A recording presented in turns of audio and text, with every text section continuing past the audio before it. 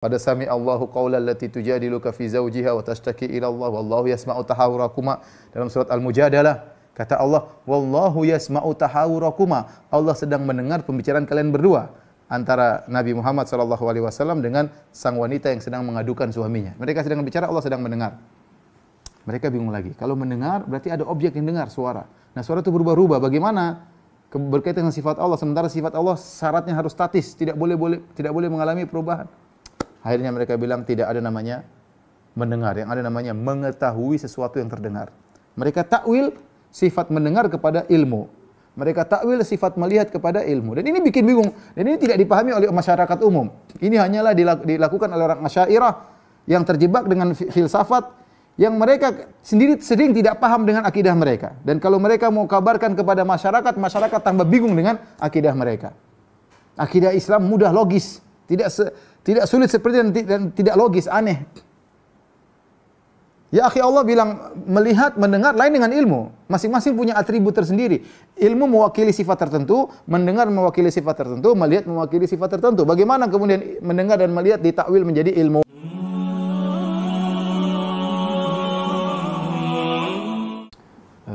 Hampir kita dapat dalam setiap lembaran Al-Quran. Situ Allah menyebutkan nama-namanya, ya, yang setiap nama-nama Allah mengandung sifat-sifat Allah Subhanahu wa taala, ya.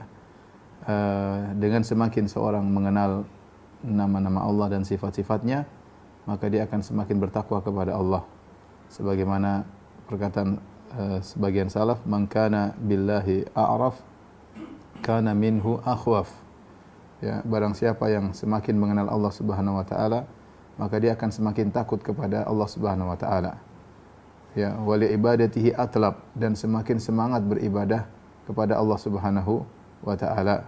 Ya, wali ma'siyatihi ab'ad, dan semakin jauh dari maksiat kepada Allah Subhanahu wa taala. Barang siapa yang semakin mengenal Allah Subhanahu wa taala, semakin mudah baginya untuk khusyuk dalam salat. Ya, semakin mudah baginya untuk merasakan kelezatan manisnya iman tatkala beribadah kepada Allah Subhanahu wa taala, karena dia tahu siapa yang dia sembah. Sungguh benar pepatah orang Indonesia, tak kenal maka tak sayang.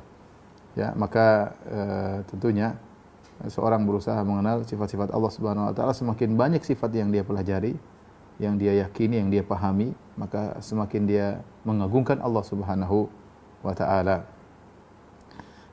Dan kita tahu bahwasanya sifat-sifat Allah semuanya adalah maha sempurna. Oleh karenanya ketika datang orang-orang musyrikin kepada Nabi sallallahu alaihi wasallam, kemudian berkata, "Ya Muhammad, sif lana rabbak." Wahai Muhammad, berikanlah kepada kami sifat-sifat Tuhanmu. Ya, apa sih sifat-sifat Tuhanmu? Maka Nabi sallallahu alaihi wasallam diturunkan kepada Allah surat Al-Ikhlas, ya, surat Al-Ikhlas, yaitu qul huwallahu ahad, Allahus samad, lam yalid wa lam yulad wa lam yakul lahu kufuwan ahad. Ya, surat ini disebut dengan Al-Ikhlas karena dia Al-Ikhlas artinya murni, murni hanya untuk menjelaskan sifat-sifat Allah Subhanahu wa taala. Ya, maka turunlah qul huwallahu ahad. Katakanlah Allah adalah Maha Esa. Allahus samad. As-samad yaitu maha sempurna dari segala sisi. Di antara tafsiran yang disampaikan oleh Ibnu Abbas, namanya as-samad itu segala maha sempurna dalam segala sisi. Ya. Kemudian Allah Samad, lam yalid wa lam yulad, tidak lahir dan tidak melahirkan dan tidak dilahirkan, wa lam yakul lahu kufuwan ahad, dan tidak satu pun yang serupa dengannya. Ini surat ini menunjukkan kesempurnaan sifat-sifat Allah Subhanahu wa taala, ya. Inilah surat yang turun khusus untuk menjelaskan sifat-sifat Allah. Saking begitu agungnya surat Al-Ikhlas sampai Nabi sallallahu alaihi wasallam menyatakan siapa yang baca surat Al-Ikhlas, dia seakan-akan telah membaca sepertiga Al-Quran. Dalam hadis kata Nabi SAW, ayajizu ahadukum an yaqra'a thulutsal Quran fi lailah. Apakah salah seorang dari kalian tidak mampu membaca sepertiga Al-Quran dalam satu malam? Kata mereka, siapa ya Rasulullah? Kata Rasulullah SAW, qul huwallahu ahad, Allahus samad, lam yalid wa lam yakul lahu kufuwan ahad, thulutsul Quran. Surat Al-Ikhlas adalah sepertiga Al-Quran. Kenapa disebut sepertiga Al-Quran? Karena dia spesifik membahas tentang sifat-sifat Allah. Maka jadilah agunglah surat tersebut. Sama seperti ayatul kursi. Ayatul kursi a'dhamu ayatin fi kitabillah, adalah ayat yang paling agung dalam Al-Qur'an, ya. Ya, sebagaimana Nabi SAW ketika mengatakan kepada Ubay bin Ka'ab, ya Abul Munzir, ala u'allimuka a'zama ayatin fi kitabillah. Ya, maukah aku ajarkan kepada engkau ayat teragung dalam Al-Qur'an, ya. Yaitu apa? Ayatul Kursi.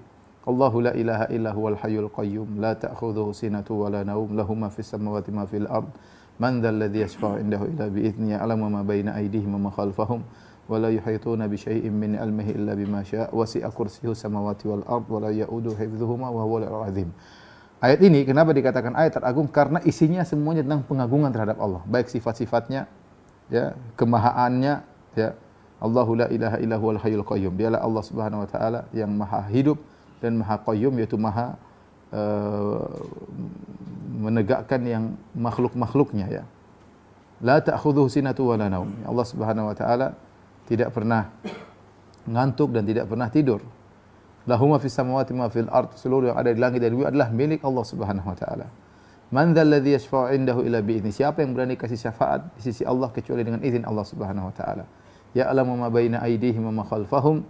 Allah mengetahui apa yang di depan mereka dan apa yang di belakang mereka. Wala yuhituna bi syai'in min ilmihi illa bima syaa'. Ya. Mereka tidak mengetahui, ya, sedikit pun tentang Allah Subhanahu wa taala kecuali yang Allah kehendaki. Wasi'a kursiyyu samawati wal ard. Sungguhnya kursi Allah meliputi langit dan bumi. Wala ya'udu hifdzuhuma. Dan sungguhnya Allah Subhanahu wa taala tidak repot baginya untuk mengurus langit dan bumi. Wa huwal aliyyul azim. Dan dia maha tinggi dan maha agung. Ini surat Al-Ikhlas menjadi sepertiga Al-Quran, ayat kursi menjadi ayat teragung dalam Al-Quran. Kenapa? Karena dua-duanya bercerita tentang sifat-sifat Allah. Dua-duanya bercerita sifat Allah. Oleh karenanya, seorang tatkala merenungkan tentang nama-nama Allah, sifat-sifat Allah, dia mendapat pahala yang tinggi. Ya. Jangan kita baca hanya sekedar begitu saja sifat-sifat Allah. Kita berhenti. Allah menceritakan tentang dirinya. Allah mengenalkan tentang dirinya. Maka kita berusaha kenal apa maksudnya. Ya. Bahkan Allah menciptakan alam semesta ini agar kita tahu tentang kemahaagungannya. Kata Allah Subhanahu wa taala, Allahul ladzi khalaqa sab'a samawati wa minal ardi mithlahunna yatanazzalul amru bainahunna lita'lamu anna Allaha 'ala kulli syai'in qadir wa anna Allaha qad ahata bi kulli syai'in ilma. Ya, di akhir surat At-Talaq kata Allah, dialah Allah Subhanahu wa taala yang telah menciptakan langit yang 7, ya. Kemudian juga Allah menciptakan bumi, ya, yatanazzal amru bainahunna, kemudian di antara keduanya turun perintah-perintah Allah Subhanahu wa taala. Jadi Allah ciptakan langit dan bumi dan mengatur apa yang ada di antara keduanya buat apa? Lita'lamu, agar kalian tahu. Annallaha ala kulli syai'in qadir, bahwasanya Allah Subhanahu wa taala maha kuasa atas segala sesuatu. Wa annallaha qad ahata bi kulli syai'in ilma, dan bahwasanya ilmu Allah meliputi segala sesuatu. Jadi ini yang kita canangkan dalam hati kita, ikhwan. Jadi kita belajar tentang sifat-sifat Allah, tentang nama-nama Allah, itu adalah ilmu yang agung. Kita tahu bahwasanya sifat-sifat Allah adalah sifat yang sempurna. Makanya kita menggunakan kata maha, ya. Kita mendengar, Allah mendengar, kita bilang Allah maha mendengar. Ya. Manusia melihat, manusia mendengar, tapi Allah maha mendengar, maha melihat. Sama-sama memiliki sifat Allah dengan sifat kita sama. Dari sisi makna sama melihat, sama mendengar, tapi Allah kita kasih label maha karena sifat Allah maha agung. Oleh karena kalau kita kembali kepada makna as-samad, ya. As-samad, tafsiran dari Ibnu Abbas radhiyallahu taala anhuma, ya, tentang as-samad. Apa maknanya as-samad? Dia adalah yang tertinggi dari segalanya, ya. Mudah-mudahan Ibnu Katsir menyampaikan. Coba saya lihat dulu. Saya ingin nukilkan perkataan dari Ibnu Katsir, ya.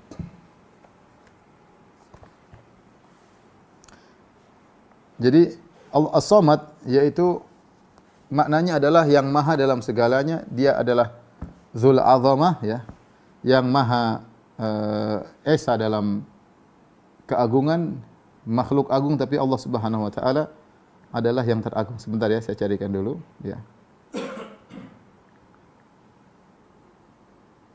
Berkata Ibnu Abbas, ya, As-Samad huwa sayyid alladhi qad kamula fi su'dadihi.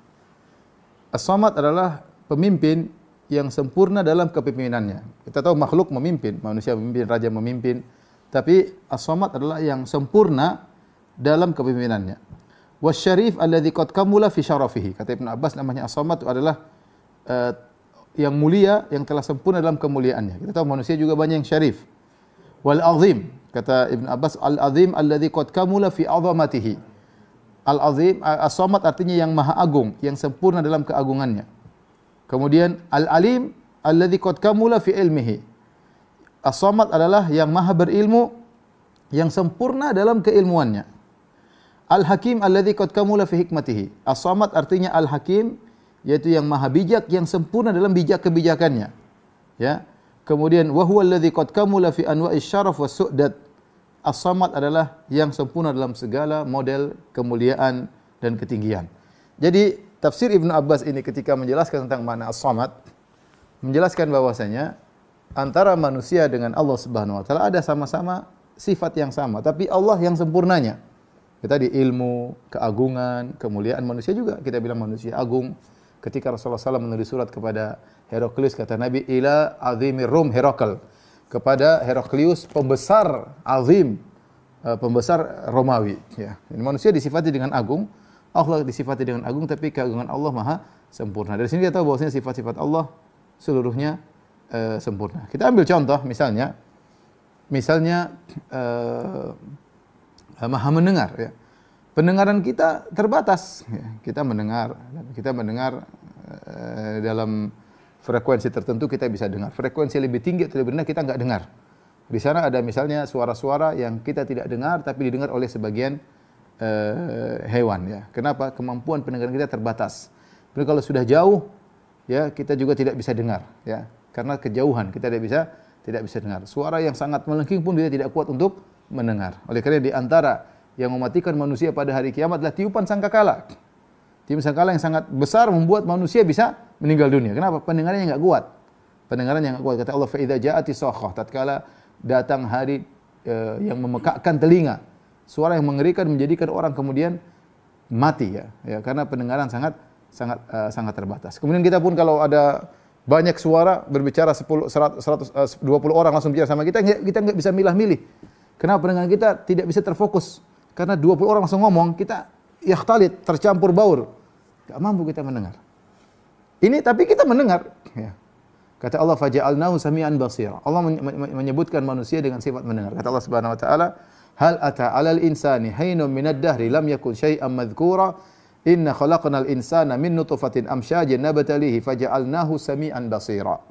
Kami jadikan manusia dari nutfah, dari air mani yang bercampur dengan ovum, ya. Amsyajin, kata Allah, faja'alnahu nabtalihi, kami uji dia. Faja'alnahu sami'an basira, kami jadikan dia mendengar dan melihat. Ya, kami jadikan manusia mendengar dan melihat. Itulah pendengaran kita. Allah jadikan kita mendengar, kita punya sifat mendengar, tapi pendengaran kita terbatas. Lihat bagaimana pendengaran Allah Subhanahu wa taala yang tanpa batas. Bayangkan ketika di hari Arafah di musim haji berkumpul mungkin 3 juta orang, 4 juta orang, semua mengadakan tangan ke langit berdoa kepada Allah dengan berbagai macam permintaan, dengan berbagai macam permohonan. Ada yang mengeraskan suara, ada yang merendahkan suara dengan berbagai macam bahasa, tapi semuanya bisa didengar oleh Allah dalam satu waktu. Allah bisa mendengar dalam satu waktu, ya. Kemudian suara orang dimanapun, suara makhluk dimanapun, Allah dengar. Kenapa? Allah maha mendengar. Bahkan kalau kita bilang suara hati pun Allah mendengar, ya. Makanya saya katakan, ya, ini contoh kita sama-sama memiliki sifat, tetapi sifat Allah maha agung. Sebagaimana tadi tafsiran dari Ibnu Abbas terhadap As-Samad. Kita manusia ada yang agung, Allah, tapi Allah maha agung. Manusia punya ilmu, Allah maha berilmu. Manusia mulia, Allah maha mulia. Bahkan Nabi SAW berusaha mendekatkan pemahaman ini. Contoh, ketika Nabi berbicara tentang masalah rahmat. Atau sebelumnya ketika Nabi SAW membicarakan tentang satu ayat, kata Nabi SAW, ya, Nabi membacakan firman Allah Subhanahu wa taala, innallaha ya'murukum an tu'addul amanati ila ahliha wa idza hakamtum bainan nasi an tahkum bil adl innallaha ni'ma ya'idzukum bi innallaha kana sami'an basira. Ketika itu Nabi SAW di atas mimbar, Nabi bacakan firman Allah, innallaha ya'murukum an tu'addul amanati ila ahliha. Sungguhnya Allah menyuruh kalian untuk menunaikan amanah kepada pemiliknya. Wa idza hakamtum, kalau kalian berhukum maka hukumlah dengan adil.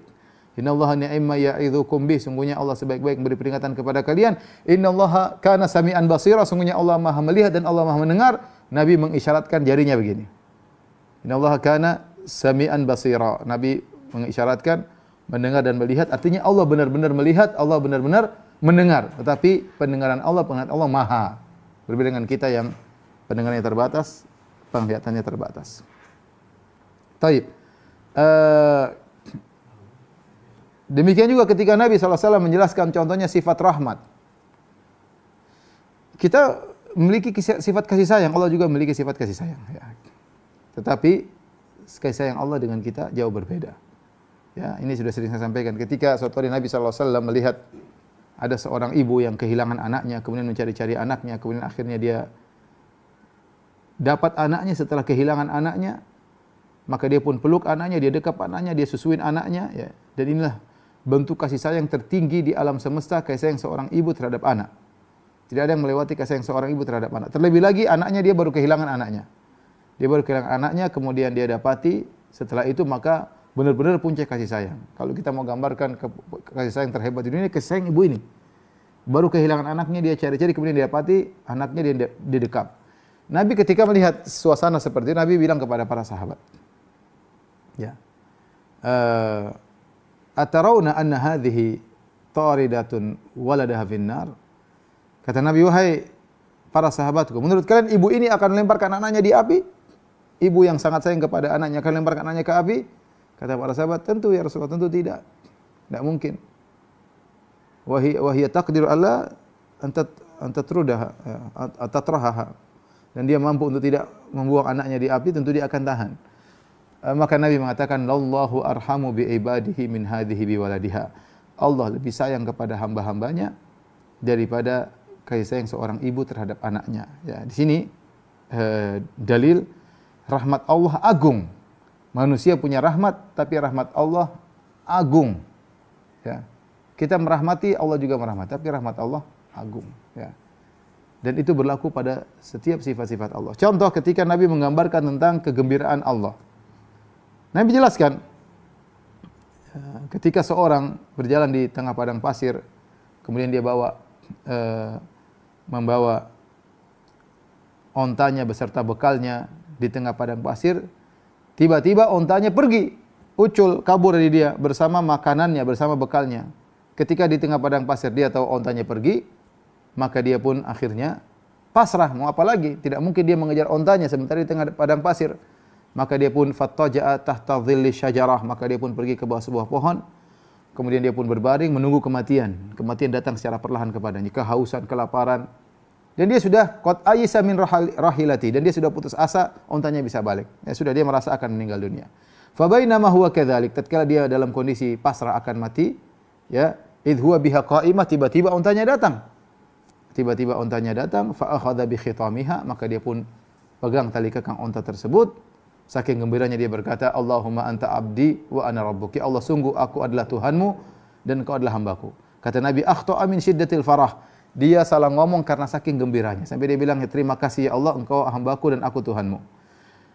Ini hamba gembira, luar biasa kegembiraannya. Merasa mati tiba-tiba hidup. Ternyata kegembiraan Allah lebih daripada ini.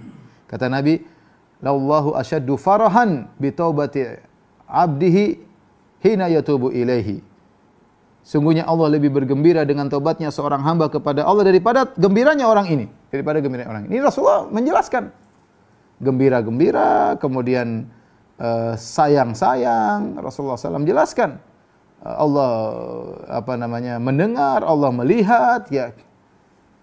Ini semua Rasulullah jelaskan, kita kaum muslimin menerima dengan kita paham ya sudah. Tapi Allah bedanya, Allah maha. Itu aja, selesai. Ya. Para sahabat dahulu juga ngerti itu semua. Ya. Kemudian tidak timbul pertanyaan dalam diri mereka, Allah melihat berarti bagaimana cara melihatnya? Enggak, mereka enggak pernah tanya begitu. Ya. Allah mendengar berarti ada telinganya, ada ininya, ada enggak. Allah berbicara apakah ada pita suara? Enggak, mereka enggak pernah nanya-nanya, itu bukan urusan mereka. Tapi mereka tahu Allah berbicara, Allah melihat, Allah mendengar, Allah menyayangi, Allah gembira dan yang lainnya. Ini semua dijelaskan oleh Nabi SAW untuk menekankan kepada kita bahwasanya Allah memiliki sifat-sifat Yang sifat-sifat tersebut menunjukkan keagungan Allah Subhanahu wa taala, ya. Semakin banyak sifat kita ketahui, maka semakin kita ngerti tentang Allah. Seperti contoh sifat maghfirah, Allah mengampuni. Allah maafkan, Allah marah, Allah maafkan, ya. Allah mengampuni. Ini sifat-sifat Allah. Kemudian datang ahlul bid'ah, mereka tidak bisa menerima sifat-sifat Allah. Logika mereka tidak sampai. Mereka kemudian memiliki syarat Tuhan dengan, ini kalau saya bahas itu sangat panjang, saya tidak ingin bahas, tapi intinya kesimpulannya, karena mereka tenggelam dalam ilmu filsafat, mempelajari buku Aristoteles, Plato, dan kemudian juga buku-buku filsafat yang lainnya, akhirnya mereka terjebak dengan syubhatnya ahli filsafat, sehingga mereka mengatakan Tuhan punya syarat. Syarat Tuhan itu harus statis, tidak boleh mengalami perubahan sama sekali. Tuhan itu harus statis. Dan ini disampaikan oleh Plato dalam bukunya The Law of Plato. Kemudian juga disampaikan oleh Aristoteles, ya. Dengan syubhat logika dia, intinya dia mengatakan Tuhan harus statis, tidak boleh ada gerakan, tidak boleh ada perubahan sama sekali. Nah, terus bagaimana sifat-sifat tadi? Mereka bingung menghadapi sifat-sifat yang kita sebutkan tadi. Contoh, melihat. Kalau kita manusia melihat, kan kita ada, kalau melihat ada objek yang dilihat, objek itu kan berubah-ubah. Misalnya Allah melihat saya kan sedang bergerak-gerak ini sekarang. Berarti objeknya kan berubah-ubah. Berarti penglihatan Allah mengalami perubahan. Nah, kata mereka tidak bisa. Nah, ini nggak bisa nih kalau begitu. Kalau gitu penglihatan Allah maksudnya mengetahui tentang yang terlihat. Jadi mereka kejebak pada syubhat bahwasanya Tuhan itu harus statis, tidak boleh dinamis, tidak boleh mengalami perubahan, ya. Tidak boleh ada yang kasrah, heterogen dalam zat Allah, nggak ada. Nggak boleh. Kejebak dengan syubhat yang itu mereka jadikan sebagai syarat Tuhan. Dari mana mereka datangkan syarat tersebut? Kenapa Tuhan harus pakai ikut syarat mereka? Ini sederhananya, ya. Jadi akhirnya mereka bingung ketika kita bilang, coba ente lihat sifat melihat. Bukankah kalau sifat melihat Allah sedang melihat kita? Sementara objek yang sedang Allah lihat berubah-ubah. Ya, misalnya Allah melihat saya sekarang sedang ngomong, saya nanti pergi sebentar ke sana, kemudian saya makan. Bukankah berubah-ubah? Berarti sifat Allah terkait dengan sesuatu yang berubah-ubah. Kalau kita sederhana, iya, nggak ada masalah. Bagi mereka itu masalah. Terus gimana? Akhirnya mereka takwil. Yang dimaksud dengan melihat adalah mengetahui saja. Mengetahui tentang apa yang akan terjadi, mengetahui tentang apa yang terlihat. Sama, sekarang kita bicara sifat mendengar. Allah Maha mendengar, selesai. Qad sami Allahu qaulal lati tujadiluka fi zawjiha wa tashtaki ila Allah wallahu yasma'u tahawurakuma. Dalam surat Al-Mujadalah kata Allah, wallahu yasma'u tahawurakuma. Allah sedang mendengar pembicaraan kalian berdua, antara Nabi Muhammad sallallahu alaihi wasallam dengan sang wanita yang sedang mengadukan suaminya. Mereka sedang bicara, Allah sedang mendengar. Mereka bingung lagi. Kalau mendengar berarti ada objek yang dengar suara. Nah, suara itu berubah-ubah. Bagaimana berkaitan dengan sifat Allah, sementara sifat Allah syaratnya harus statis, tidak boleh mengalami perubahan. Akhirnya mereka bilang tidak ada namanya mendengar, yang ada namanya mengetahui sesuatu yang terdengar. Mereka takwil sifat mendengar kepada ilmu. Mereka takwil sifat melihat kepada ilmu. Dan ini bikin bingung. Dan ini tidak dipahami oleh masyarakat umum. Ini hanyalah dilakukan oleh orang Asy'ariyah yang terjebak dengan filsafat yang mereka sendiri sering tidak paham dengan akidah mereka. Dan kalau mereka mau kabarkan kepada masyarakat, masyarakat tambah bingung dengan akidah mereka. Akidah Islam mudah, logis, tidak sulit seperti dan tidak logis, aneh.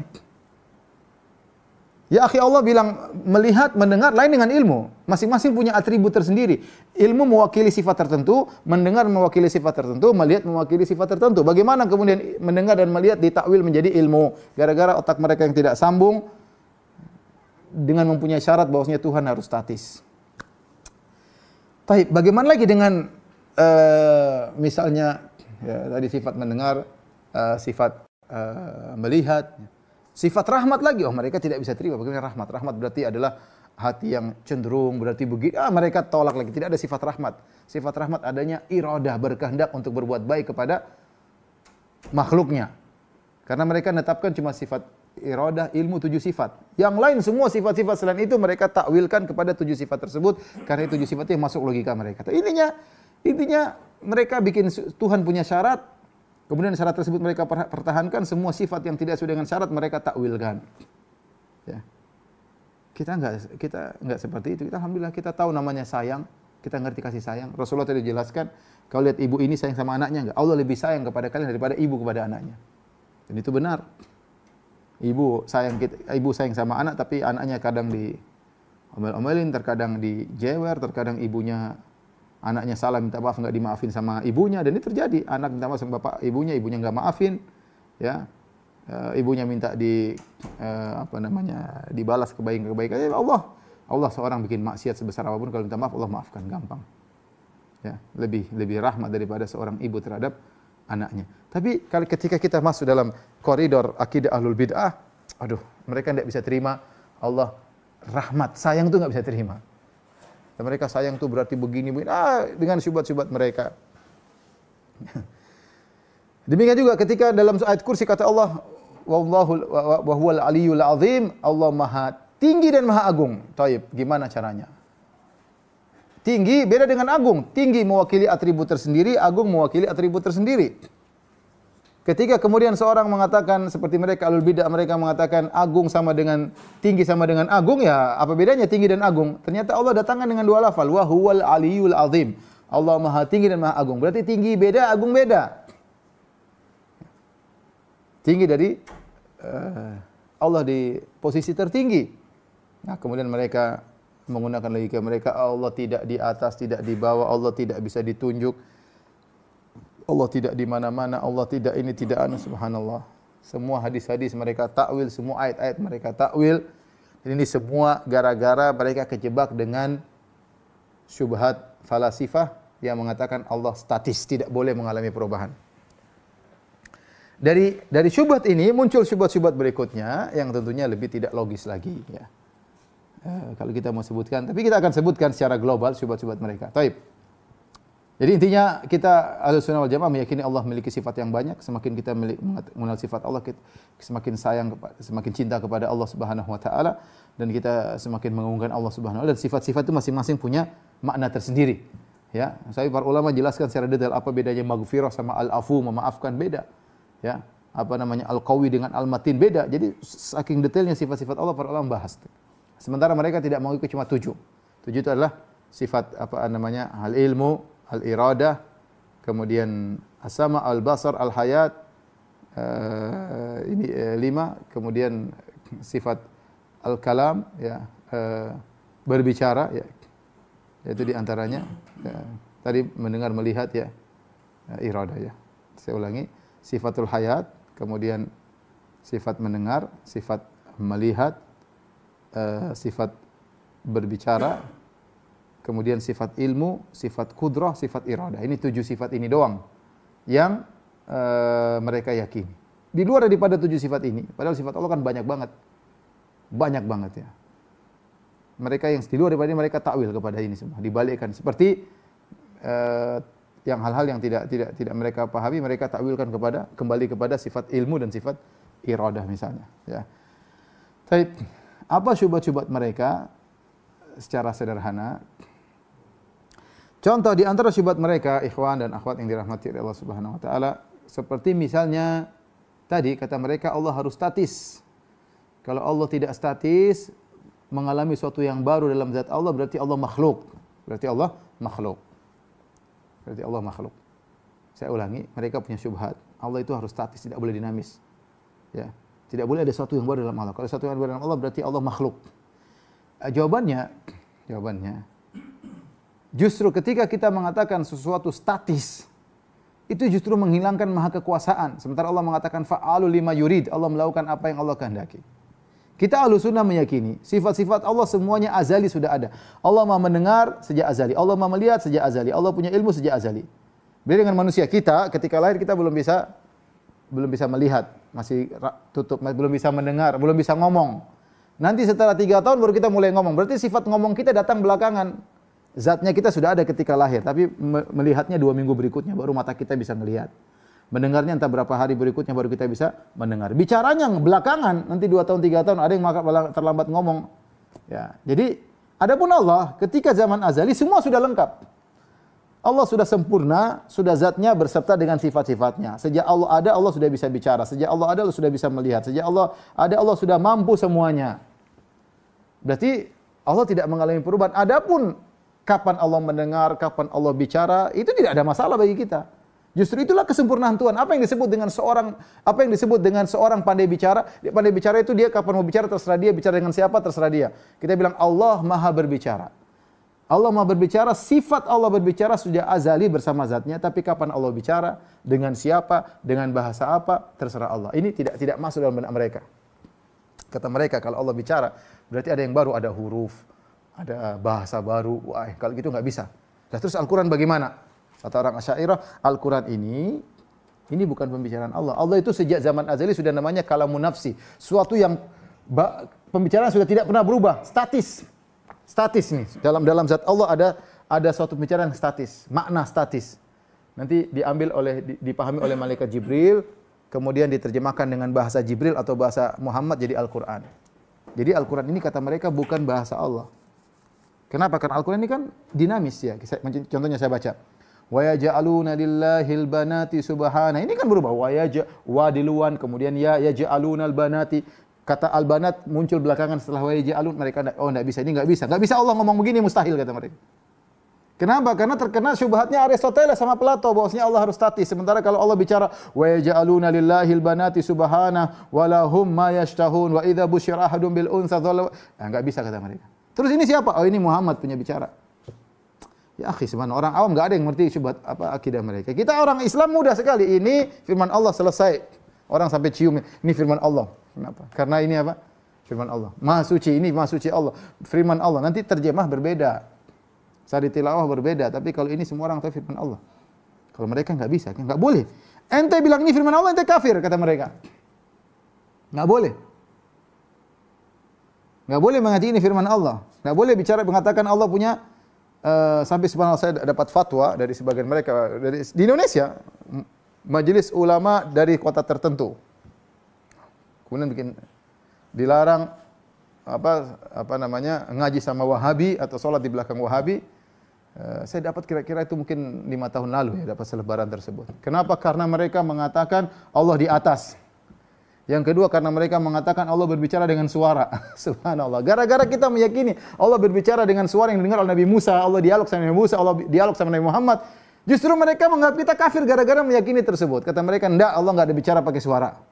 Terus ini gimana kalau enggak pakai suara? Terus ini apa ini? Oh, ini suaranya, ini bahasanya Muhammad, bahasa Jibril. Baik, kita bantah. Jadi kita bilang Allah tidak statis. Tapi Allah bukan suatu yang dari tidak ada menjadi ada. Allah sudah azali bersama sifat-sifatnya. Tetapi ketika Allah sudah punya sifat berbicara, Allah bicara kapan saja, dengan topik apa saja, kepada siapa saja, terserah Allah. Mudah-mudahan antum paham. Yang kedua kita bantah mereka, dan ini dibantah ahli filsafat kepada mereka. Jadi orang Asy'ariyah enggak bisa bantah ahli filsafat bantah mereka. Kata ahli filsafat, kalau antum bilang Allah statis, logikanya sederhana, Allah statis. Terus bagaimana? Dulu kan Allah sendirian. Allah sendirian, Allah statis. Coba saya jelaskan.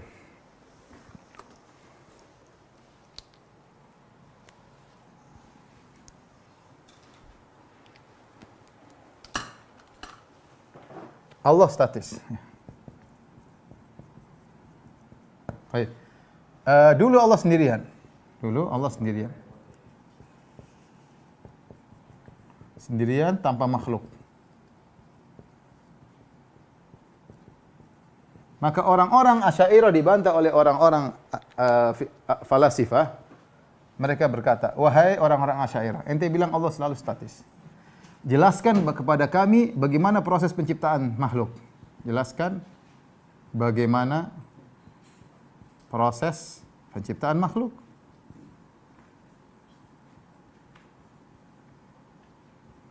Coba, kalau Allah statis, logikanya apa? Kalau Allah statis, tidak ada dinamis sama sekali, harusnya Allah akan terus tanpa makhluk. Logikanya sederhana, logika falasifah, logika. Jika Allah statis, tidak ada sesuatu yang baru sama sekali. Suatu sebab yang baru sama sekali. Seharusnya tidak ada makhluk.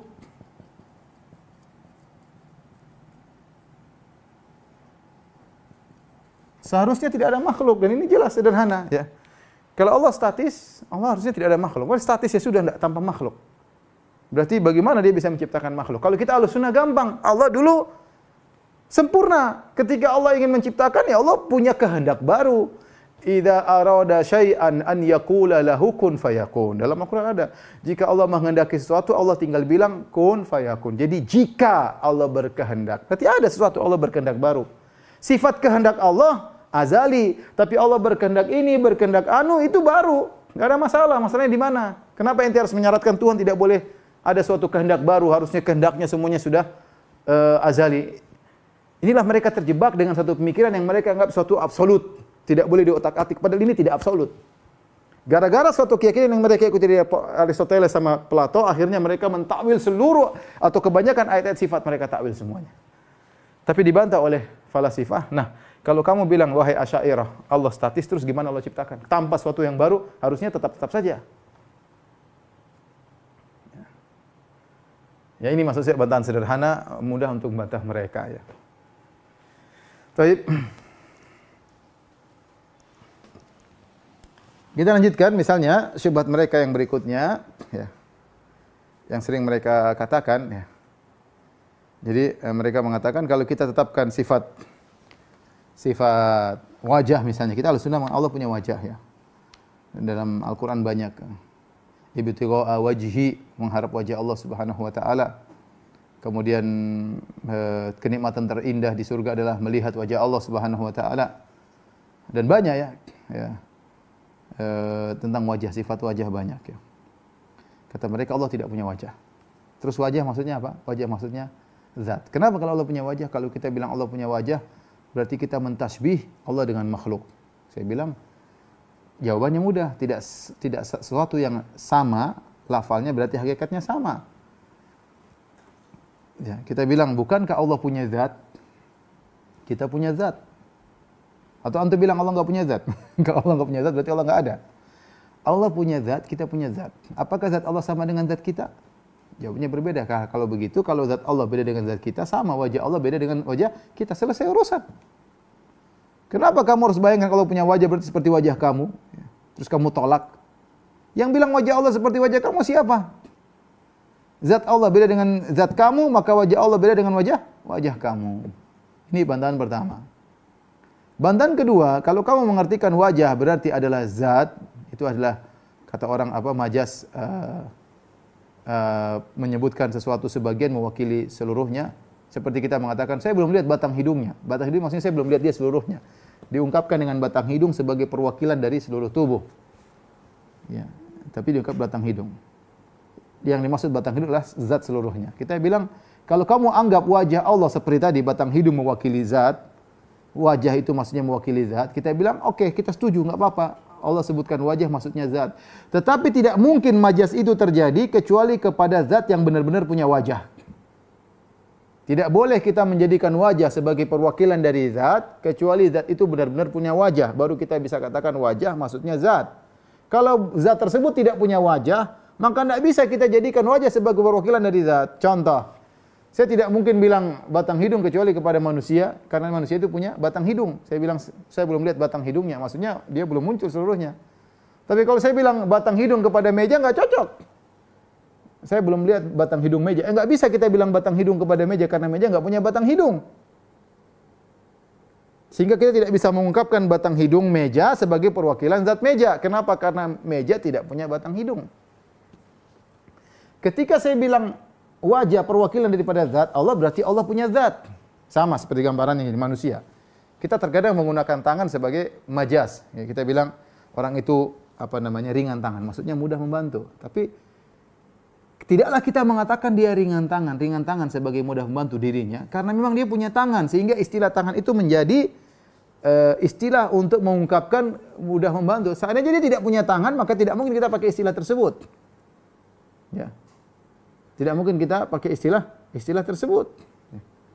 Makanya tidak kita mendengar anjing itu ringan tangan. Enggak mungkin ringan tangan. Anjing punya kaki semua, enggak ada. Dia enggak punya tangan, kita enggak bilang anjing itu ringan tangan, suka bantu majikannya. Enggak, kita enggak pakai gitu. Kenapa? Karena anjing tidak punya tangan.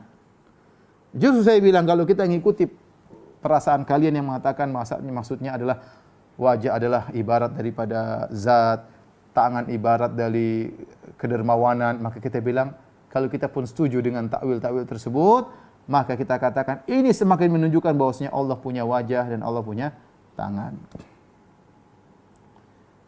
Taib. Ini model bantahan berkaitan dengan sifat-sifat zatiyah. Contoh lagi syubhat yang mereka sampaikan. Contohnya, misalnya dari sifat rahmat.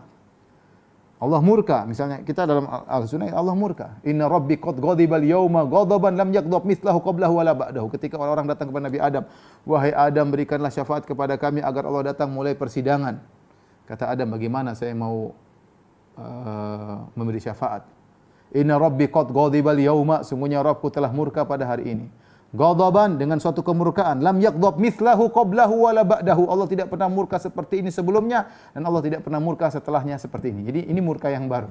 Mereka repot untuk memahami hadis ini. Kata mereka, murka tidak mungkin, Allah enggak mungkin murka. Yang kedua, apalagi murka yang baru. Karena mereka tadi Allah statis, enggak mungkin ada sesuatu yang baru. Akhirnya kata mereka murka, mereka takwil, maksudnya berkehendak untuk memberi hukuman. Mereka takwil. Kita bilang, kenapa kau takwil murka dengan kehendak? Kata dia, karena murka itu berarti golayanu dam, yaitu darah di jantung yang sedang berkobar. Kita bilang, itu lain. Ya. Itu murkanya manusia. Kalau Allah tidak murkanya demikian, tidak. Dari mana? Kita malaikat kan bisa marah. Malaikat saja tidak punya darah, tercipta dari cahaya. Apakah malaikat kalau marah berarti jantungnya ada darahnya? Malaikat saja tidak ada darahnya, tercipta dari cahaya. Nah, kalau malaikat saja marah, ya, tanpa harus ada darah yang bergejolak, apalagi Allah Subhanahu wa taala. Kenapa kau harus melazimkan kalau Allah murka berarti harus punya jantung, kemudian jantungnya bergejolak? Ini satu. Yang kedua, bukankah gejolak jantung itu bukan sebab marah, tapi dia efek dari marah, ya. Adapun kemarahan sendiri bukan berarti harus jantung bergejolak, ya. Ya, jadi intinya kita bilang marah Allah tidak sama dengan marah manusia. Terus kau artikan apa kalau begitu? Kata Asy'ariyah, maksud kami namanya marah itu berkehendak untuk memberi hukuman. Taib, kita bilang sama dia. Bukankah manusia juga berkehendak? Meskipun kau takwil marah kepada kehendak, bukankah manusia juga punya kehendak? Berarti sama saja, kalau kita Allah punya kehendak, kita punya kehendak, berarti tasbih dong. Kata mereka, tidak, kehendak Allah tidak sama dengan kehendak makhluk. Lah bilang kalau begitu sama saja. Kita bilang marahnya Allah tidak sama dengan marahnya makhluk. Apa susahnya? Ya. Apa susahnya? Ya. Mereka juga mentakwil sifat rahmat. Enggak ada Allah rahmat. Kenapa rahmat itu adalah rasa perhatian, rasa sayang, rasa butuh. Allah tidak ada seperti itu. Bilang, ya. Kalau gitu rahmat apa dong? Rahmat adalah iradatul khair, iradatul sawab, yaitu ingin memberikan kebaikan, memberikan ganjaran kepada orang yang dikehendaki. Kita bilang, bukankah manusia juga punya sifat kehendak? Kau kan punya sifat kehendak. Oh iya, saya punya sifat kehendak. Terus berarti kau tasbih dong, Allah punya sifat kehendak sama dengan manusia punya sifat kehendak. Oh tidak, kehendak Allah tidak sama dengan kehendak manusia. Kita bilang, lah kalau begitu juga sama. Kasih sayang Allah tidak sama dengan kasih sayang manusia. Kasih sayang Allah maha kasih sayang. Kasih sayang manusia cuma sedikit, enggak ada nilainya dibandingkan dengan kasih sayang Allah. Dialah Ar-Rahman, Ar-Rahim. Jadi intinya, mereka ini ahlul bidah ini, mereka sudah terjebak dengan pemikiran-pemikiran filsafat yang mereka sebut dengan qat'iyat. Qat'iyat itu adalah suatu logika yang tidak boleh diragukan lagi.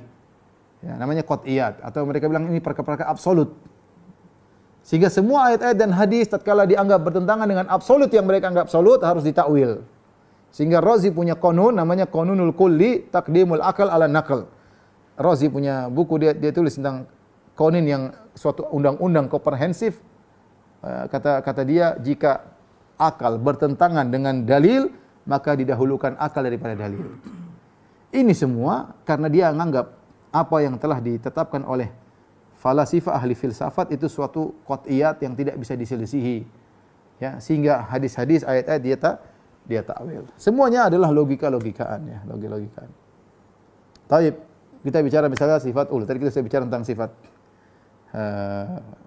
rahmat, sifat ghadab, kemudian sifat wajah, syubhat. Syubhat misalnya sederhana, sifatul ulu. Dan ini baru saya bahas masalah sifatul ulu. Ya, dan itu mereka ungkapkan, kata mereka, kalau Allah di atas berarti Allah butuh kepada yang di bawah, berarti yang di bawah lebih lebar daripada Allah. sehingga Allah tidak mungkin di atas. Kita bilang, ya, itu logika yang salah. Tidak semua yang di atas butuh kepada yang di bawah, dan tidak semua yang di atas lebih kecil dari di bawah. Contoh antara bumi dan langit, selesai. Bumi dan langit, langit lebih di atas, langit lebih lebar, langit tidak butuh bumi, dan langit lebih luas daripada bumi. Kalau kita Allah di atas, Allah bukan berarti lebih kecil daripada alam semesta, daripada arsy. Allah lebih besar daripada arsy, dan Allah tidak butuh kepada arsy.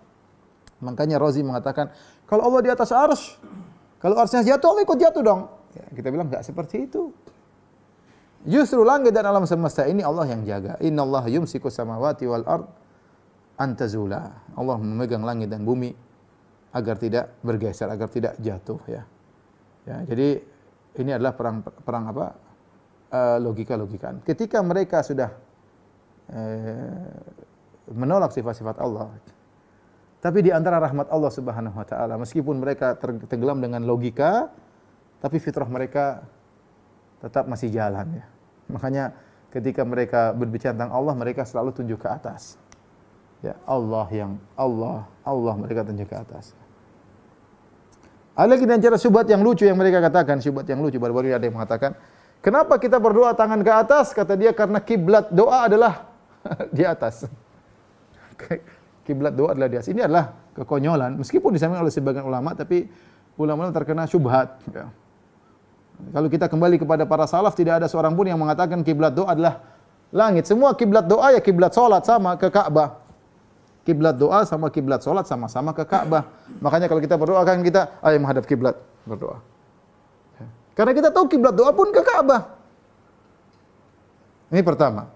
Tidak ada yang mengatakan, salaf mengatakan kiblat doa ke langit. Ini yang pertama. Yang kedua, namanya kiblat itu mastaqbala bihi, suatu yang dihadapkan. Namanya kiblat itu kita menghadapkan tubuh kita, ya, kita menghadapkan wajah kita. Makanya kita menghadap kiblat.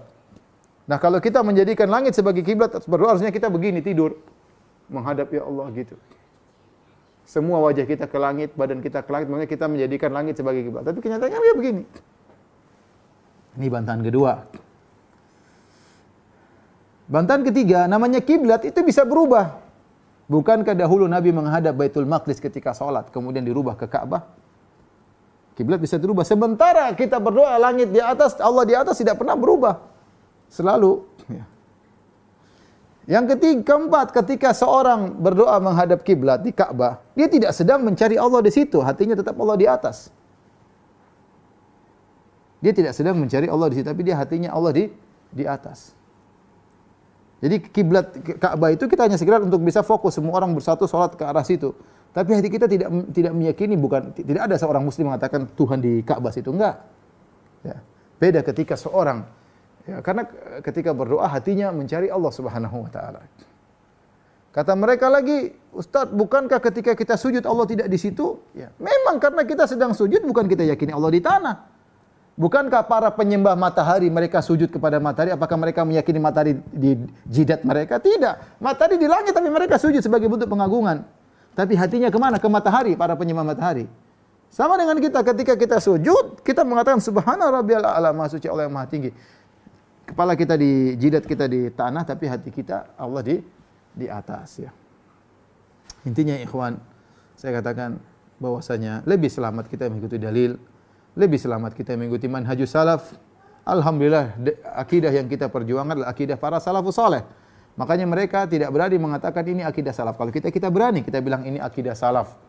Kita punya pertanggungjawaban. Saya bisa buktikan buku-buku saya bahwa ini semua pernyataan para salaf. Mereka tidak berani mengatakan kami akidah salafi juga. Enggak berani karena mereka tahu akidah mereka bukan akidah salafi. Ya. Ya silakan mereka punya akidah mau imam ini, mau imam anu, imam Maturidi, imam Abdul Hasan, terserah. Kita akidahnya alhamdulillah akidah salaf. Demikian kira-kira para ikhwan dan akhwat yang dirahmati Allah Subhanahu wa taala yang saya sampaikan. Ini tentunya pembahasan yang sangat ringkas, contoh-contoh syubhat yang simple. Semoga bisa dianalogikakan untuk kita bantah syubhat-syubhat yang lainnya. Kalau ada yang bertanya saya persilakan, wallahu taala alam bisawab.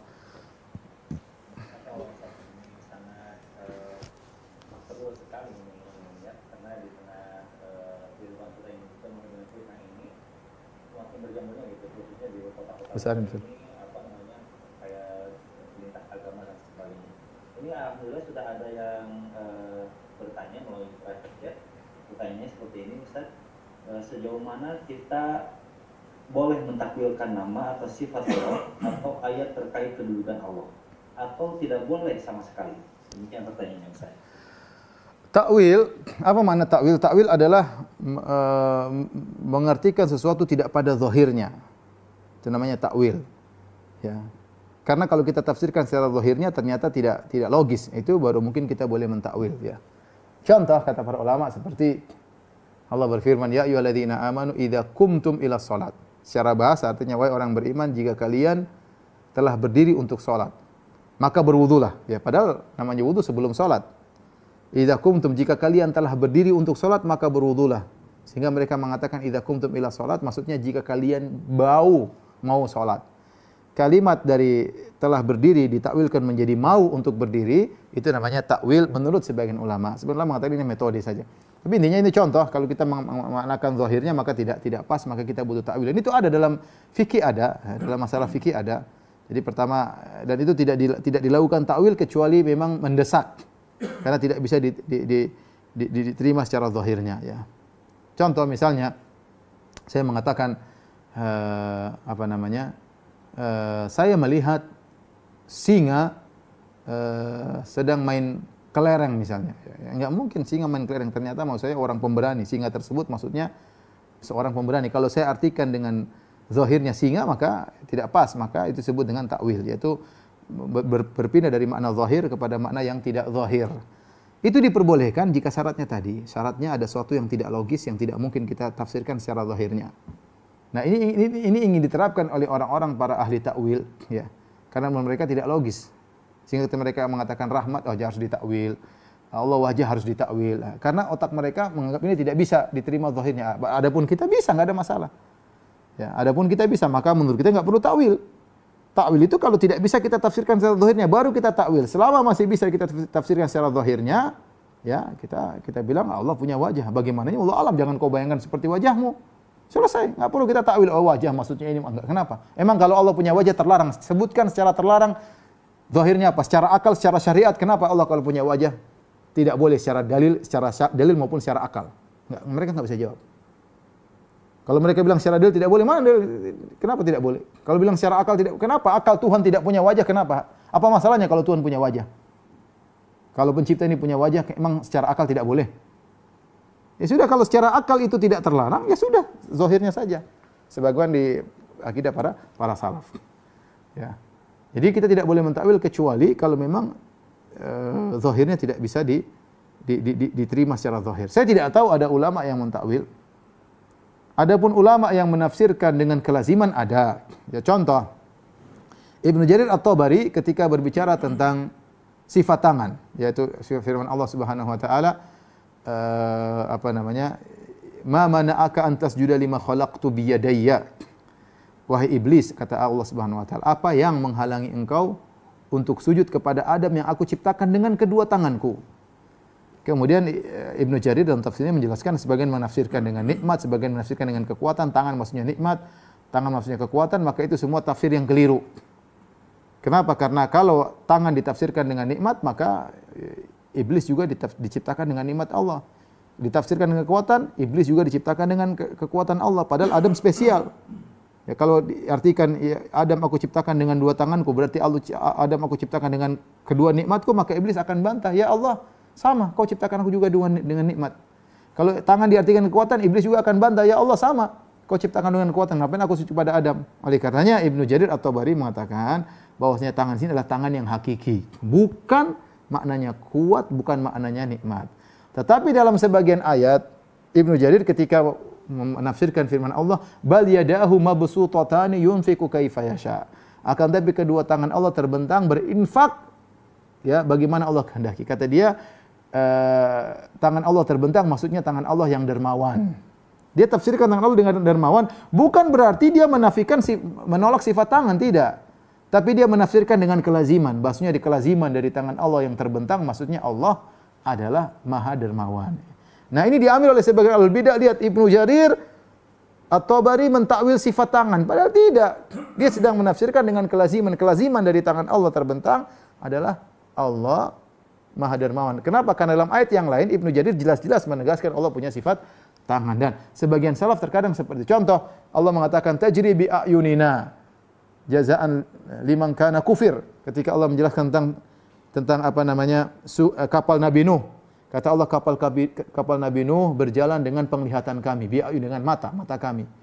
Kemudian ditafsirkan oleh sebagian salaf dengan perhatian dari kami, dengan penjagaan dari kami. Kata mereka, lihat para salaf mentakwil mata atau penglihatan dengan penjagaan. Padahal bukan, itu hanya kelaziman dari Allah perhatikan, Allah jaga mereka, maksudnya dari Allah lihat mereka, maksudnya Allah perhatikan. Bukan para salaf sedang menolak sifat matanya Allah Subhanahu wa taala, ya. Seperti itu. Menurut saya, memahami kesempurnaan sifat Allah adalah pondasi utama iman. Kalau kita tergelincir dalam subhat, hati jadi goyah, iman jadi rapuh, sifat Allah harus kita yakini sebagaimana Allah dan Rasul-Nya menetapkan, bukan dengan akal-akal yang terbatas. Saya merasa banyak orang sekarang mudah sekali terpengaruh dengan pemikiran yang membingungkan, lalu mulai meragukan hal-hal mendasar dalam agama. Inilah bahayanya subhat. Ia masuk perlahan, tapi bisa menghancurkan keyakinan. Menurut saya, cara selamat adalah dengan menuntut ilmu dari sumber yang jelas, ulama yang lurus, serta terus berdoa agar hati diteguhkan di atas kebenaran. Kalau orang soleh saja takut dengan subhat, seharusnya kita lebih waspada. Jangan sampai kita tertipu dengan logika yang tampak pintar, tapi justru menjauhkan dari kebenaran. Kesempurnaan sifat Allah adalah cahaya iman yang harus kita jaga, sementara subhat hanyalah kegelapan yang ingin memadamkannya. Barakallahu fikum.